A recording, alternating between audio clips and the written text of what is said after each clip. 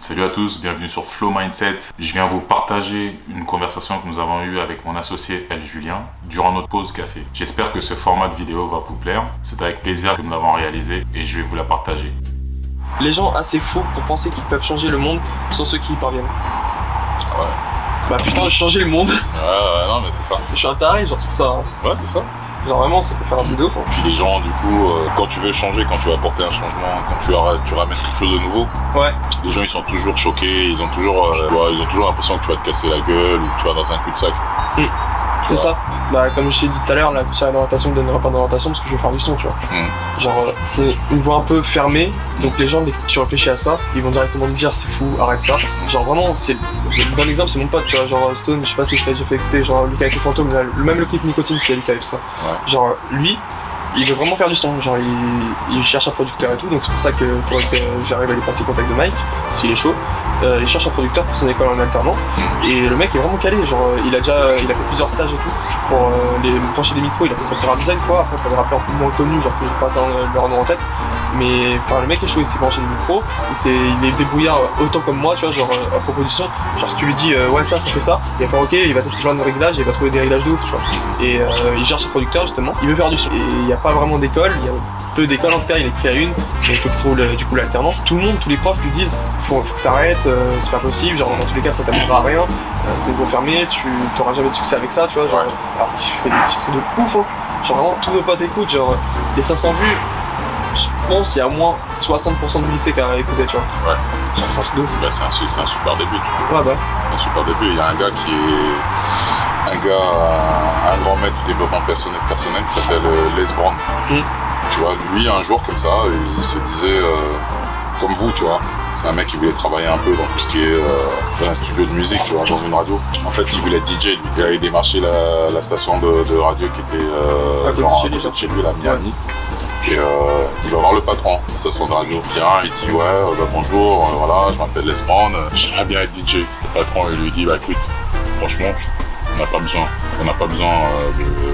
Ouais, quand il parle lui, genre. Ouais, il sort d'où ce gars? On n'a pas besoin. Le gars il repart. Il revient un autre jour, il revient voir le patron. Il dit ouais non mais j'ai besoin juste vous m'offrez un poste et tout pour que je puisse travailler avec vous. Le patron il dit mais t'es de ma gueule, je vous avais déjà dit non monsieur, pourquoi vous êtes trop. Le gars il dit bon bah ok, pas de souci. Il s'en va. Il revient une troisième fois.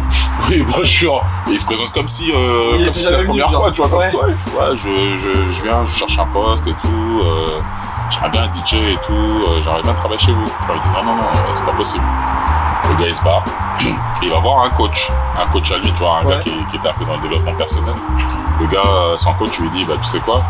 Regarde, certaines personnes ils disent non mécaniquement. Tu vois, ils disent non parce que vas-y, ils ont trop de demandes. Ouais, ils ont trop de demandes. Et... En fait, ça, franchement, je vois le truc aussi. Je voulais faire une vidéo sur Tinder. Genre, il y a un mec qui disait plus tu switches, genre tu switches 10 personnes, tu peux les juger. Mais à partir de 10 personnes, tu juges plus. Genre, machinalement, t'es en mode oui, non, oui, non, oui, non, non, non, oui, oui, oui, non. Genre, machinalement, tu juges plus. Et je pense que limite pour les patrons, ça peut être pareil, tu vois. Genre, il y avait tellement de gens que vas-y, 10 personnes peuvent les juger en une journée et après ils se font. Bah non, du coup, ouais, non, toujours non. Ouais. Alors que t'as du potentiel énorme, genre ils le regardent pas, tu vois. Bah oui, c'est parce qu'ils sont dans le négatif, tu vois, Ouais, ils sont dans le truc, ils sont dans le conditionnement négatif, quoi. Genre, ils sont un peu comme tout le monde, tu vois, du genre, mais qu'est-ce qu'il me veut, lui, vas-y, il va te faire prendre d'entendre, tu vois, j'ai pas que ça à foutre, tu vois. Mais en réalité, donc pour Les Brown, il a été voir son coach, le coach lui dit, franchement, dans la vie, quoi que tu as envie d'entreprendre, entraîne-toi là-dessus. Les Brown lui dit ouais mais à quoi ça sert de m'entraîner et tout, ça se trouve j'aurai jamais d'opportunité, il était un peu déçu, ça se trouve j'aurai jamais l'opportunité de travailler dans une radio ou quoi que ce soit.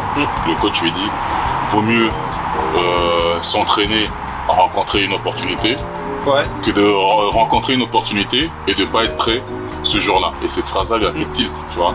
Les Brown il est rentré chez lui, il a commencé à s'entraîner, et il est revenu une énième fois dans la station de radio. Et là il a dit comment fait.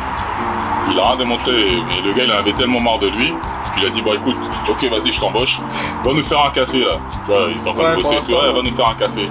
Le gars, c'est Les Brown, il dit ok patron, merci. Il va, il prend, il leur fait le café, il est content.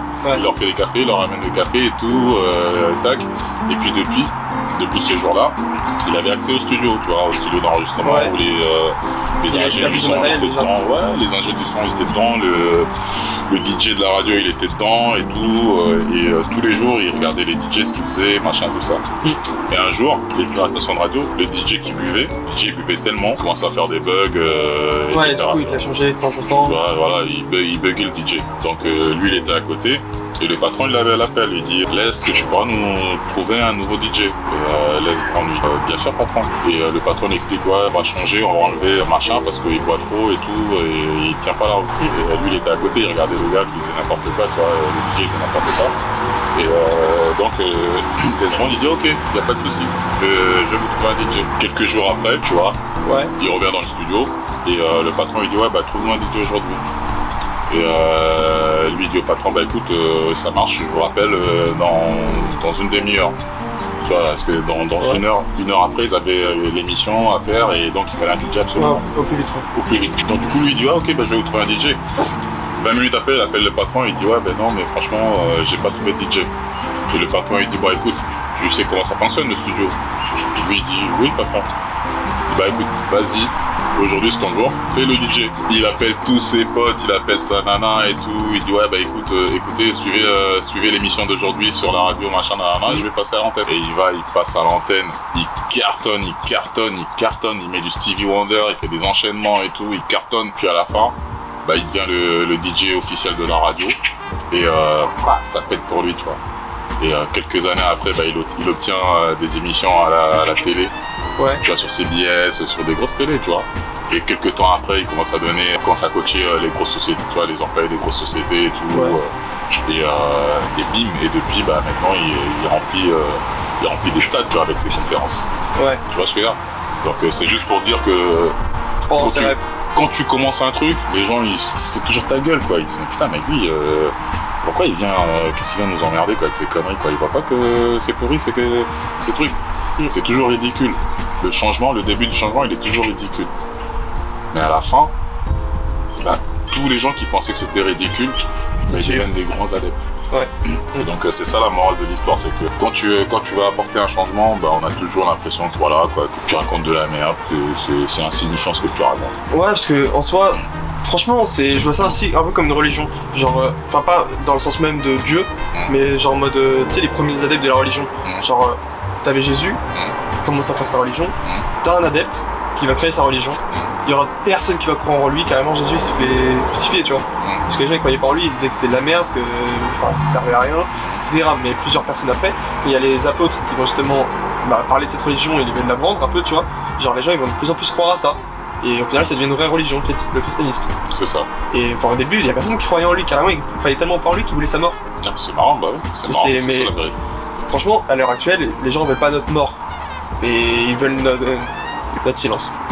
Le silence, et vu que les gens ils sont conditionnés, tu vois, on vit dans des conditionnements. Toutes les sociétés dans le monde sont conditionnées.